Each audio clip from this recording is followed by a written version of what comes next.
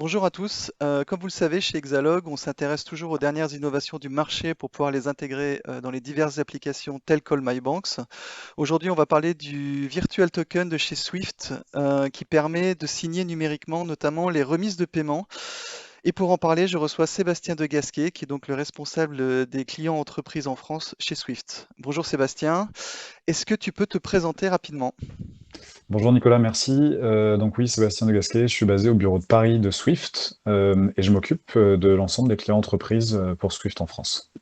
Et à Ok, ce titre-là, je travaille notamment sur les produits et services qui sont proposés à ces clients-là, incluant 3Ski. parfait. Déjà, quand on va parler du Virtual Token, qu'est-ce que le V-Token chez Swift?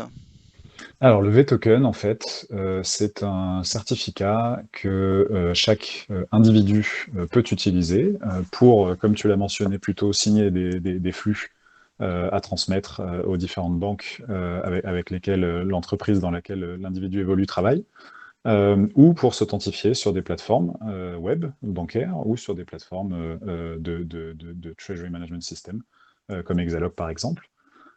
Et donc ce certificat-là, aujourd'hui, est assez connu sur la place française sous sa version matérialisée, qui est 3Ski, avec un token USB que l'on branche dans le poste qui sert à faire ces opérations-là et que l'on utilise ensuite pour s'authentifier d'un point de vue individuel vis-à-vis de la banque, soit sur des flux Swift, soit sur des flux EBIX.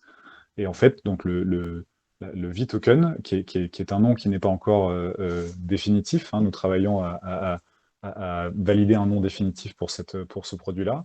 Le V-Token a pour objectif de remplacer ou d'offrir une alternative à ce token matérialisé sous la forme d'une clé USB, mais de manière dématérialisée. Donc on intégrerait en fait ce certificat comme un software dans le poste utilisé par l'utilisateur en question.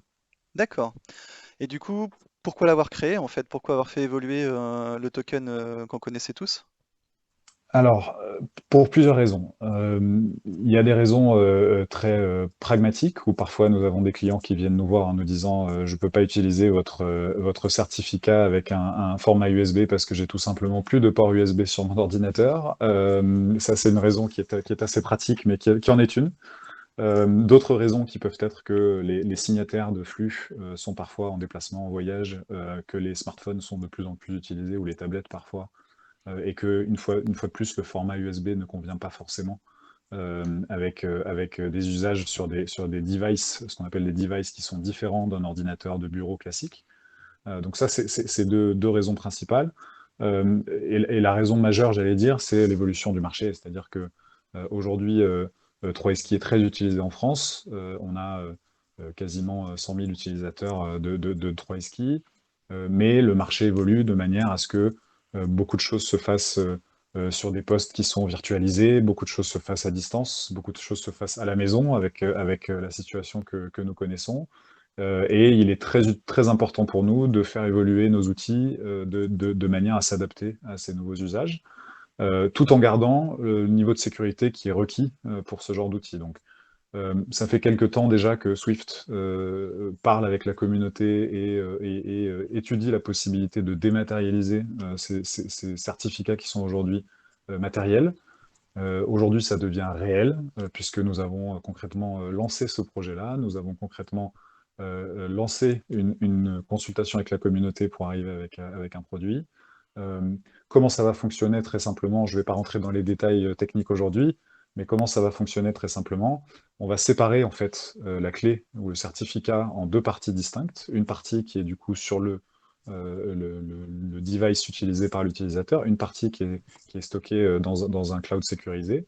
Sans ces deux parties distinctes réunies, on ne peut rien faire. Donc si on a accès à l'une ou l'autre des parties, on ne peut pas du tout signer ou se faire passer pour l'utilisateur en question.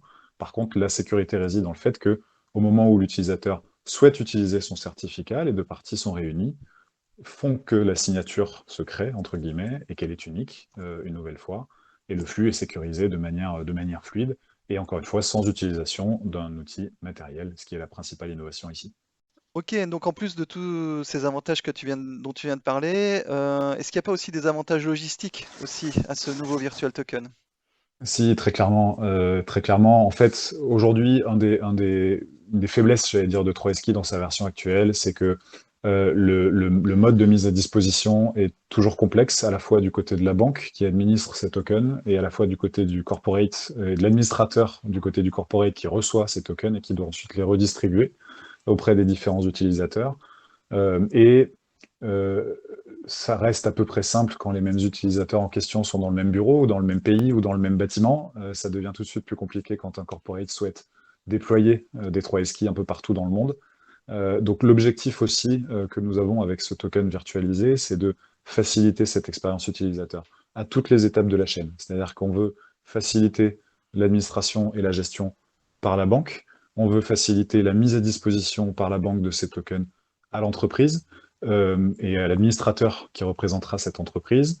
On veut faciliter le suivi entre la banque et l'entreprise et on veut faciliter ce qu'on appelle l'enrollment en anglais. Donc je suis désolé, je fais des anglicismes, mais toute la partie implémentation et la partie prise en main de ce certificat par tous les utilisateurs individuels qui vont en fait pouvoir être autonomes sur la réception d'un mail qui va être transmis par le biais de la plateforme 3esky par l'administrateur de l'entreprise. Il va pouvoir récupérer un lien, cliquer sur ce lien, créer son certificat, l'installer lui-même sur son poste et l'utiliser directement pour les usages que nous avons évoqués tout à l'heure et potentiellement d'autres usages. J'en ai pas parlé, mais aujourd'hui, on a pour objectif de permettre à un utilisateur de faire de la signature de l'authentification, ce qui est la même chose que 3esky aujourd'hui. On peut imaginer qu'avec un certificat dématérialisé, on peut avoir tout un tas d'autres usages comme signer des documents, comme de l'IBAN peut-être un jour, faire des APIs, voilà, il y a tout un tas d'autres usages qui peuvent être envisagés. Et donc, pour terminer sur l'avantage principal et la partie logistique, effectivement, on souhaite donner beaucoup plus d'autonomie aux utilisateurs finaux.